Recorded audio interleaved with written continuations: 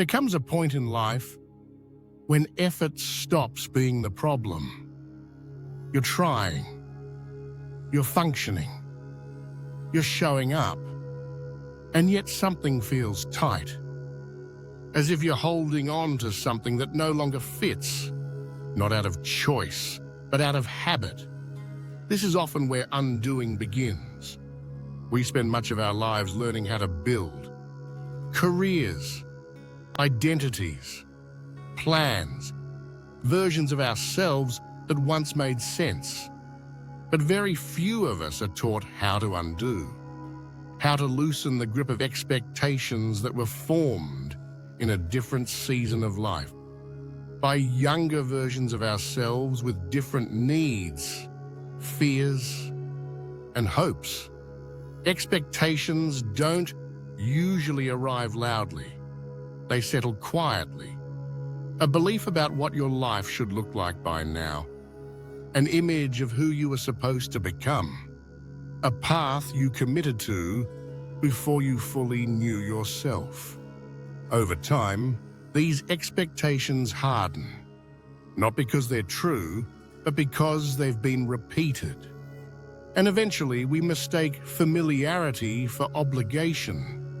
Undoing doesn't mean failure. It doesn't mean giving up or erasing what you've built. It means recognizing when something that once supported you is now asking too much. Sometimes the discomfort you feel isn't telling you to push harder. It's asking you to release something gently. The problem is, letting go can feel unsettling. There's a strange comfort in expectations, even when they weigh us down. They tell us who we are. They give us direction. They make life feel understandable. Undoing removes some of that certainty. And in the space that follows, there can be a quiet fear. If I let this go, who am I without it? But undoing doesn't require answers.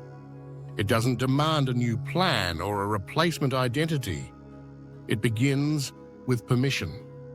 Permission to admit that some goals no longer resonate. Permission to stop carrying stories that don't reflect who you are now. Permission to evolve without explaining yourself. This is not regression, it's refinement. There's an art to undoing. It's slow, it's compassionate, and it happens in small, almost invisible ways. You notice what feels forced. You pay attention to what drains you unnecessarily. You stop measuring your present self against expectations formed in the past.